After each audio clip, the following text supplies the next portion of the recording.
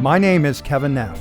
I'm an award-winning brand creator, director, and producer who for over 25 years has worked with everyone from mom and pop brick and mortars to multi-million-dollar businesses. But I'm best known for being outside the box when it comes to all things marketing and brand creation. Join me now as I sit down with industry experts and professionals as they share not only their personal stories of success, but the keys to obtaining as well. Right now on Kevin Neff's Speaking of Success.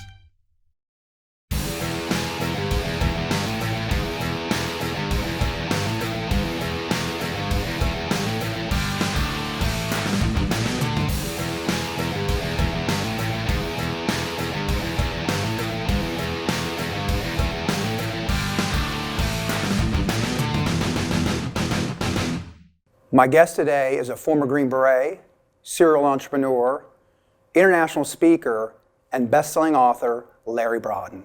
Larry, welcome. Hey, brother. How are you? Good to see you again. It's good to see you as well. And by the way, just for time reasons, I had to really shorten that introduction bio by a lot.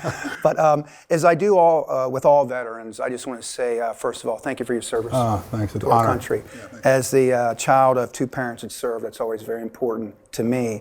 And to that note, you've done a lot to the veteran turned entrepreneur community. Why is that so special to you? Well, listen, I fumbled my way through entrepreneurship for a long time, like a lot of us, right? And I still am. Oh, me too, every day. And I wish that when I would have really stepped into the entrepreneurial space, I would have had active mentors who were telling me the truth. There's been a lot of people out there, gurus in this space that you and I know, who all they talk about is the upside of entrepreneurship, and it's all about the balance sheet, and it's all about the bottom line. But I think that life and success, and we could talk about success here in a bit if you want, it lies beyond the bottom line. And our entrepreneurs who are really killing it, and I mean that in a good way, have a spirit of service about them. The ones who do really well in the entrepreneur space are those who serve their clients first, and I intentionally use the word clients and not customers. Veterans get this. They already understand when folks go into the military and they put on the uniform, they go into the service to serve. And so they understand what it takes to subordinate their own agenda for the success of the mission. And entrepreneurs that do really well do that. And so people ask all the time about, like, what is it that makes a veteran such a great entrepreneur? And they talk about discipline, and they talk about the ability to follow, and they talk about the ability to lead. Yeah, all that stuff. Yes, of course, that's part of it. But it's the servant heart, it's the servant spirit, I think, that really separates vets. And most folks don't know this, but for a long time, particularly post Greatest Generation, post World War II, veterans were starting businesses at a rate 4 times greater than the general population. The number one indicator of success for the SBA, the Small Business Administration, is veteran status. According to Korn Ferry, veterans in business are more likely to succeed, like 1.8 times more likely to succeed than non-veterans. And so my feeling is this: it's not the government who's going to save our bacon, Kevin. It's the entrepreneur class. And to me, entrepreneurs and leaders are our civilian warrior class, and so why not start there? So that's why I'm so dedicated to veterans. And by the way, it's my affinity group. And I think any of your listeners and viewers ought to understand that if you want to succeed in business, identify who your affinity group is first. Absolutely. Because they're already going to, that no love and trust factor is going to be there much quicker. A simple man like me would say, take the path of least resistance, at least to start. People that are insurance or real estate, where do they always start? Friends and family. Yeah. Of course, family. And speaking about veterans and service, I want to go to that right now. Okay. I always enjoy hearing the stories of what moved he or she to serve. So talk a little bit about where you grew up and maybe what led you to want to serve our country. Because, for everybody, it's a different reason. Oh, yeah, for sure. I mean, I wish that it were a really romantic story. Oh, it's not? I can romanticize it for sure, and I think we tend to do that as we get older. But listen, my father was a World War II vet. He was a Marine, fought on Iwo Jima, but didn't talk about it. And he was not, I wouldn't say he was, he wasn't an overt patriotic guy, but we were the family that always had the American flag flying out front. He was the guy who would get pissed off if people would badmouth the country. He was the guy who, if you didn't take your hat off when you walked in a building, he'd jack you up. Or heaven forbid, took a knee during the national anthem. Yeah. But it wasn't over like you must do this. I didn't even know what political party he was growing up. So as I was growing up, I had no intention of ever going to the military. That just wasn't on my radar. What did you have an interest in? I didn't know. As it turns out, although I love my parents, they did the best that they absolutely could. There wasn't a whole lot of, you've got this, son, you're great. It was kind of the opposite. Tough love. Yes, tough love.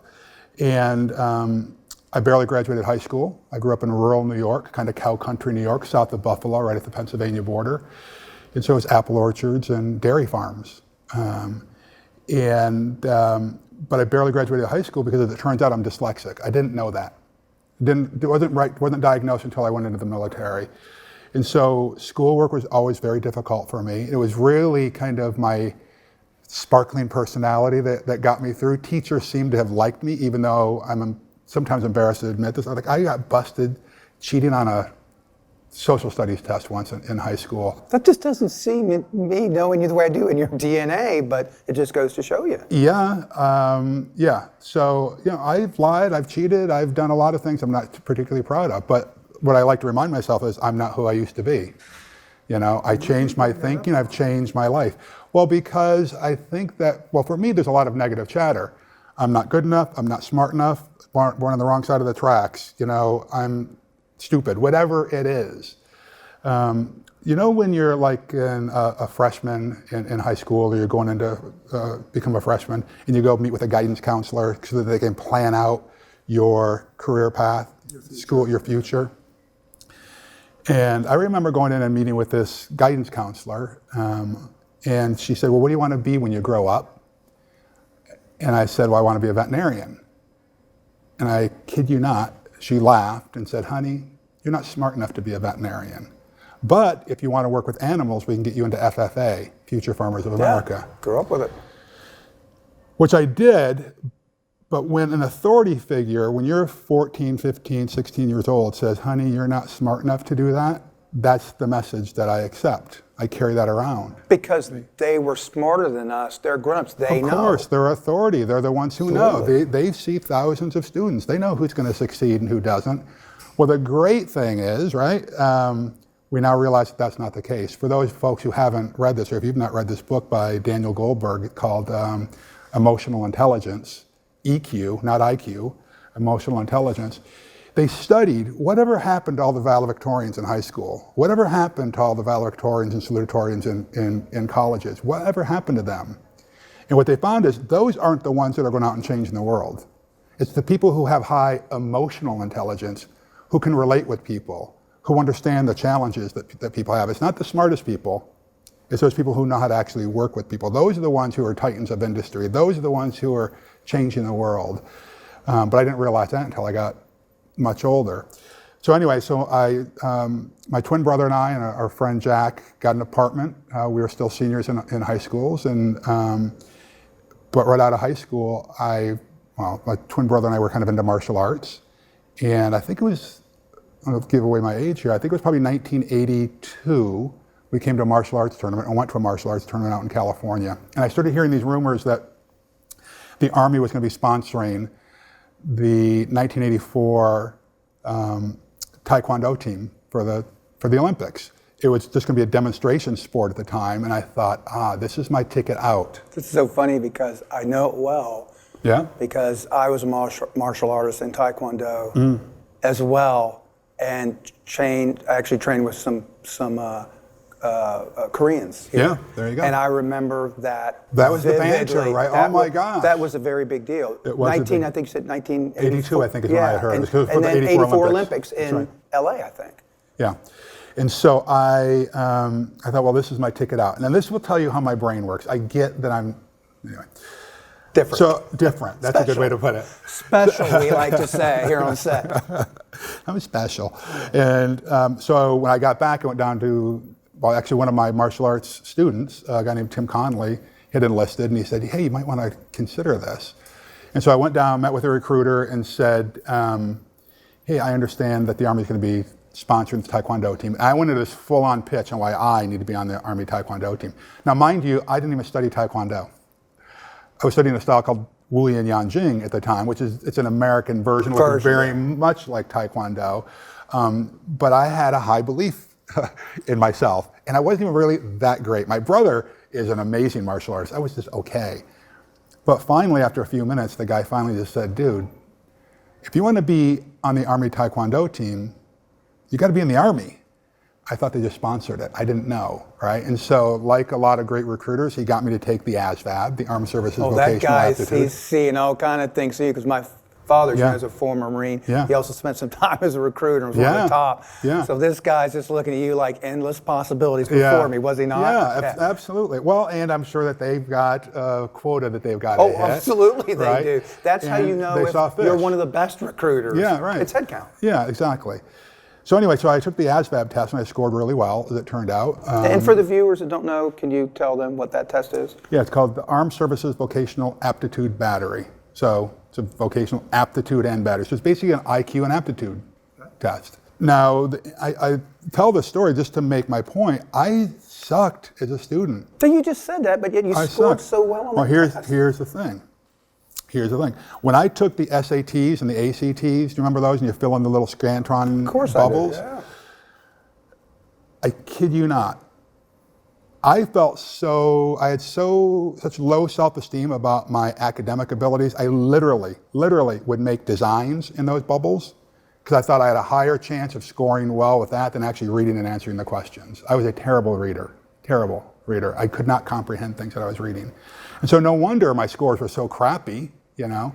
So when I finally applied myself and said, okay, I'm going to actually take this thing and study and not study, but I mean actually study the question, and try to comprehend it.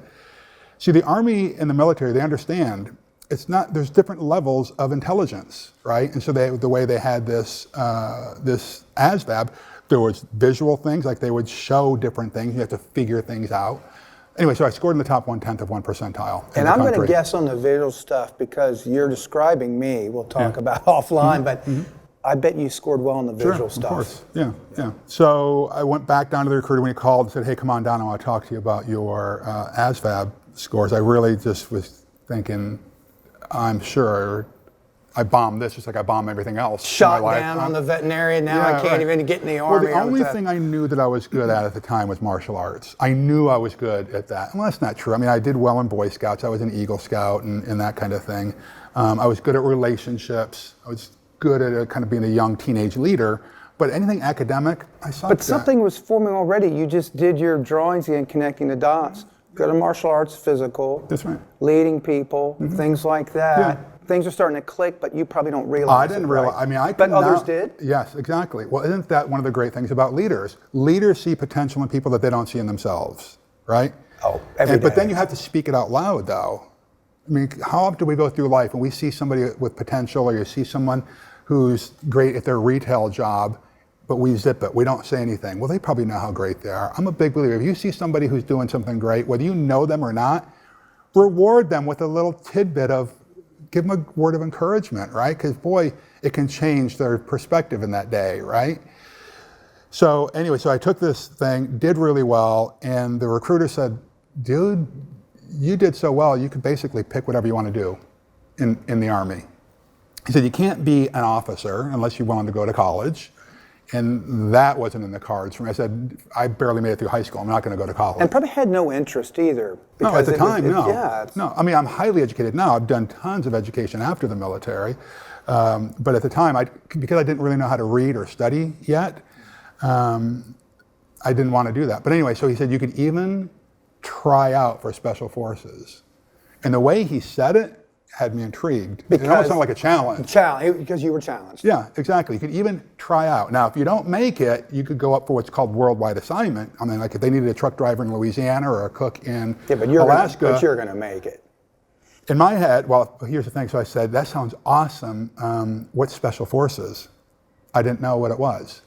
But back then, most didn't. Nobody did. It was much more low profile, covert. Intentionally. Oh yeah, of course. And so he said, well, the Green Berets. And I had heard of the Green Berets, but I didn't really know what they were. And so he said, like John Wayne, the Green Berets. I was going to say, I knew him as a young child because of the movie, The Green Berets with John Wayne. That's right. And then another movie came out called Billy Jack. We're about the same age. You probably remember Billy Jack. I said, all right, now that guy was a bad man. He was a badass. Yeah, and he was a peaceful, vulnerable warrior at the same time, which resonated with me because this is I was a young 17-year-old, 18-year-old kid, and I was trying to figure out who was I as a man, right? And I was conflicted, about a lot of things in life, and so he resonated with me. And then that year, a movie was about to come out called First Blood, Rambo, with Sylvester Stallone. And so they really used that as kind of a propaganda film. Oh, kind of. Yeah. And it was very funny because I was in the hotel room last night. That was playing. That movie was on Sundance Channel. You had to I had it on. Yeah. And so it's very funny. Isn't the irony those in Green it? Berets, they're real badasses. I remember that line. Anyway. Especially the ones sitting in front of our cameras today. Yeah, right. So anyway, I said, yeah, sign me up for that. And so I went in and I did all the training, and as it turns out, I actually did really, really well. And I got assigned to 10th Special Forces Group. They call them the Originals. It was the first Special Forces group that was launched in 1952. And I loved it. Traveled around and really understood, it really resonated with me, the power of small elite teams when you're working on subscribing to the same mission. If you think about it this way, you don't get into special forces by being mediocre. It's called special forces, not average forces, right? When you get 12 type A, hard-charging, alpha males in one room, what do you usually get? Pandemonium and fistfights and... Right? I was going to say a lot of ass kicking. A lot of ass kicking, right? You used this term earlier about herding cats, right? A friend of mine, Rob Schaefer, who is a former Special Forces guy as well, used this term recently. He said, actually, an A team is like herding lions, right? Which I think is a great way to put it. But when you get 12 people who are alphas, but they understand that my personal agenda is subordinated to the agenda and mission of the team, and they're willing to do that, and they're willing to lay their life down if need be for the people on either side of them, things change, dynamics change, particularly when they're working in their strengths. There's 12 people on the Special Forces A team, and boy, I wouldn't say invincible, but there's a lot of power there, right? And so when I got out of the military, I kind of started thinking about that whole process, getting people working in their strengths. And it became kind of a rallying cry as I built my companies. And you served, I believe, for 8 years? A little over 9 years in the military, a little over 8 years on A teams, Special Forces. It's like the only time I ever spent in the conventional military was basic training and the schools I went through. But other than that, it was all special operations. That's impressive, but that's also a great segue. So you've already had, if you're special operations and a special operator, you've had a distinguished career just by the sheer nature of you serving in that capacity. But talk about now the transition from, you leave that world, what you said, very intense, a lot of adrenaline. Yeah. Then you go to we both know we don't live 9 to 5 worlds, but to the 9 to 5 world, I've got to ask you, because I've asked other veterans and actually other people that have been in part of Special Forces. Yeah. Was it a culture shock for you when you went from gearhead, pedal to metal, to now it's like I'm stuck in traffic on the 101. Yeah, in Cali. How, did it happen to you? Oh yeah. I remember being on this roof of a 6th floor apartment building that I lived in back then, and had been out for a few months, and literally crying, like, what the fuck have you done? I just felt totally lost. I felt totally alone. No one had my back. No one understood me. I was living in San Francisco. Well, because your brothers, not to interrupt, but nobody had your back because your 11 brothers now they're not there. No. Did you feel that? Yeah, absolutely. everyone that I ran into back then were out for number one themselves, if they were even doing that. There was just, I was living around when you go from being surrounded every day with people who pursue excellence in everything they do, that's what the Greeks call arete, right? When you pursue excellence in everything that you do. I mean, how would our lives be different if everything we did in the pursuit of excellence? How would the world be different Exactly. if everybody did? And so that's the culture I came from, right? People pursuing excellence in everything, whether it was physical fitness, whether it was training they were doing, whether it was a mission that they were on, just how did they show up in life pursuing excellence. I was around a bunch of employees. This is why like in our organization, my businesses, we call them team members, not employees. Because employees show up like employees. Hey, is it payday, boss? Thank God it's Friday. Thank God it's Friday. Kind of thing. Oh, it's Monday. Yeah, exactly. Team members, they show up for the team. They treat each other differently. For the better good. Right. And so I was around a bunch of people who looked like they were just mediocre was good enough, and it was killing me. It was absolutely killing me. And it was, listen, I love San Francisco, but the culture in San Francisco is they didn't want to hear something about it from a former Green Beret. No, that was quite the opposite of what they were. Yeah, and so I never talked about it. It didn't really, so anyway, it was culture shock for sure. It was a very difficult transition. I know the effect that service has not only on its members, but of its members' family members. Oh yeah. I've got to ask you right now, if I may, you're in this difficult time, you have relationships, whether it's dating or a wife or whatever, but yeah. Did these emotions end up seeping into your relationships? Yeah, and people that you loved? Of course. Now, wouldn't admit it back then. So I'll be transparent for a second. Okay? Yeah, and I really would. Right? I think some people need to hear this. Okay. So I've since been diagnosed with post-traumatic stress. I try not to use the word D because it's not a disorder. You can actually be healed from this. And a lot of it had to do with stuff that happened before I went into the military. Okay. We carry around wounds, emotional wounds, all of our lives. Guilty as charged. Yeah, right. And so you don't have to be a combat veteran to suffer from post-traumatic stress. The car accidents cause more post-traumatic stress in our society than just about anything. It's pretty, wow. Think about it, how many people are in car accidents, and then you get skittish, right? Anyway, but I had a sexual trauma that kind of I carried around, a wounding for a long time.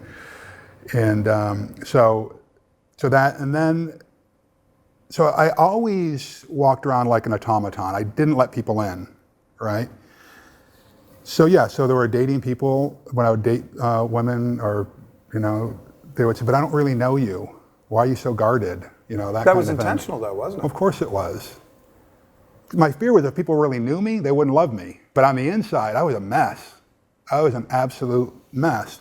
And so, yeah, I brought it into relationships. You're really good at hiding it. Of course I was. And so when I met my wife at the time, she was having some hard times. And she was struggling. And I was such a dick through much of that because she needed me to be there and I was distant from her. I remember her one time saying to me, talking about having some anxiety about something. She goes, you know what I mean? When you have like an anxiety attack? I was like, no, I have no idea what you're talking about. While just a couple days prior to that, I had to pull off the road. I was white knuckling the steering wheel because I thought I was going to crash. I couldn't breathe, and I wouldn't even admit that to her. And so, yeah, I brought a lot of that nonsense into a relationship. And I remember. But that's part of kind of the alpha male thing we'll get into is, and the brotherhood you spoke of, because you couldn't be the weak link in the chain. Yeah, but I think that we get it wrong. That's the thing. Which we're going to talk about. I think we get it wrong in that, I have been with warrior brothers and sisters who have cried over the loss of a friend, right? I know some of the baddest mofos that you will ever meet, and they are the most loving people you'll ever meet. I don't think you volunteer to lay down your life for your country if you don't love deeply. If you don't care for the people that are around you deeply, you got to love the people that are to your right and to your left and the people that are back home. You don't go to war, you're not willing to pick up the sword unless you're a sociopath. Well, you're willing by default to give your life for that person on your left or that person on your right. To me, that's love, all right? I had this persona, anyway, that had all my stuff together, right? But I didn't. And I didn't share it with my former spouse. And I remember one time, and I'm embarrassed to say this, but we've talked about it. My daughter was quite young at the time, and I remember losing my temper with her. I've never hit her. I'd never hit my wife or anybody I've been in a relationship with. But when you're as big as I am, when you have as big of a powerful voice as I do, I powered up on my freaking little daughter, yelling or standing over her. And I remember her looking up at me and just tears coming down her face. And I had literally an out-of-body experience. I was like standing across the room looking at this. I was like, what the hell are you doing? What the hell are you doing? And and my former spouse would say to me, I don't think you even realize, you don't even remember this stuff. So anyway, so I knew I needed help. And so I did therapy and a lot of self-work and self-reflection. And I started trying to get healthy, but I would do just enough to keep her around. Yeah. I wasn't really fully committed to it. You were committed to do enough to keep her, but not committed enough to maybe keep yourself. Exactly. Yeah. Or keep yourself healthy. Yeah, and so it was a long process, and I don't want to bore people with it, but the truth is this. Ultimately, it got to a point when, during the 2000 downturn in the economy, is when the journey really began for me. My daughter was just a few months old, and I was doing some pretty stupid, nefarious stuff, hiding things from my former spouse, not telling her the full challenges we were having financially, putting payroll on credit cards, not telling her about capital calls that I had to do with my former company. It was bad. We were living in a rented townhouse at this point. I had $84 in the bank. And she was saying stuff like, she was out of love saying, like, you need to get a job. And at this time, you had gotten one of your first properties, or you were in the process of two hotels. Hospitality industry. Yeah, we were I'd been in the hospitality industry for quite a while at this point. Started my own company. We were renovating out in Palm Springs, and had another one that was being built in Santa Barbara. And so finally, just to make a long story short, she left with my few-month-old daughter and said, when you get your shit together, give me a call. And so... that's rock bottom, man. You would think. But I scraped along bottom for a while. I did enough to get her back, right? But I did start calling people, finally. Classic mistake. I was an entrepreneur, started reading my own press, started believing that I was kind of Superman, and I didn't have a mentor, was not in a mastermind group. And then when things went to hell in a handbasket, I had no one around me when there was the dot-com bomb, national recession, SARS, 9/11, and I had no income. I had money going out, but no income coming in. So she left, and I did have a bit of a wake-up call, both a spiritual wake-up call and a business wake-up call.